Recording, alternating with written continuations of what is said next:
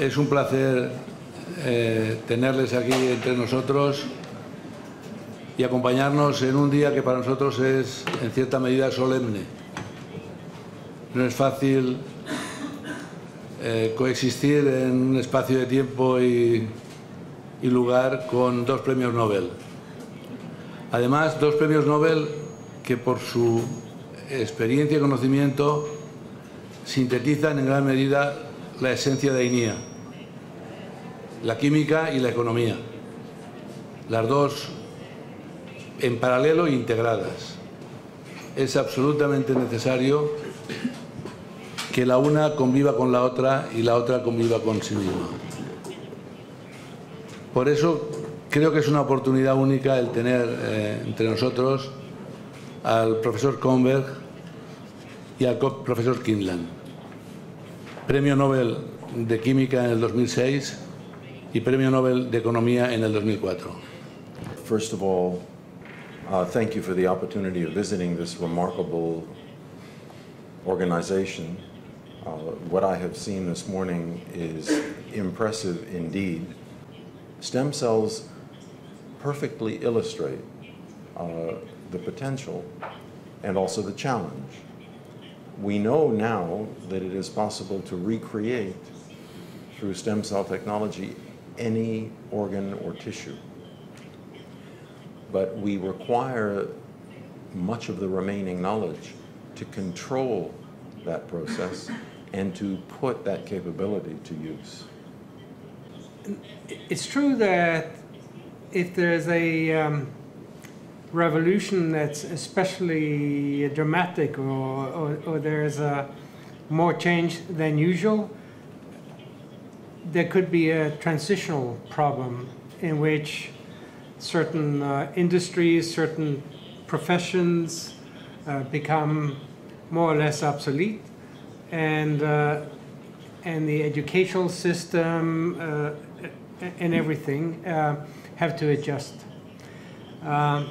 So admittedly that could take time, but it would be a folly to suggest that one should try to stop that process, because in the long run, the increase in productivity has to be what will make life better for almost all citizens.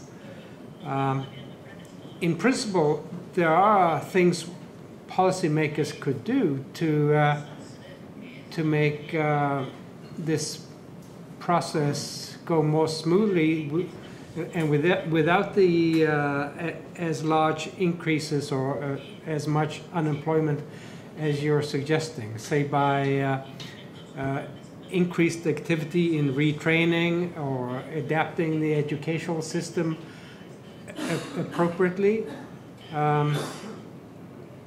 and somehow the government can contribute to that process. The retraining, for example, is something that some countries are much better at, and other countries should study them and learn from them. Biology, chemistry, biotechnology will discover a solution to that problem. I think that I'm hoping it will happen soon enough for me. It will certainly come soon enough for most of you. This need not be, nor any other disease of old age, an impediment to continued productivity. I think people will be able to go on and lead not only healthy, but also productive lives, well beyond what is true today. I'm the director of a center at my university, University of California, Santa Barbara, a center called Laboratory for Aggregate Economics and Finance.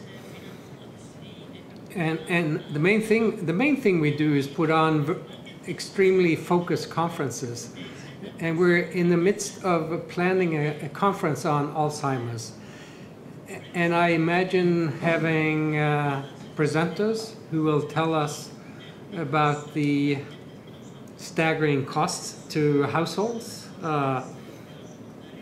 costs not all pecuniary because much of the care for Alzheimer's patients take place in the home. So there could be cost in the sense of foregone wages or foregone education, all kinds of costs that won't show up necessarily on any accounts.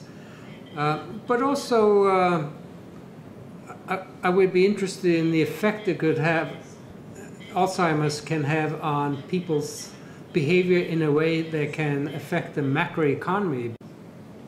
Bien, me quedan un montón de preguntas, pero lamentablemente tenemos que poner fin al coloquio de hoy, entre otras cosas porque el doctor Kydland y el doctor Kornberg tienen otras obligaciones y nuestro tiempo se ha agotado. Quisiera públicamente dar las gracias a los doctores. Para nosotros ha sido un honor tenerlos aquí y una gran satisfacción para los que nos movemos en estos terrenos de la investigación, el contar con la presencia de dos insignes doctores Premios Nobel en materias que tanto nos importan y tanto nos afectan. Muchísimas gracias por su asistencia y buenos días.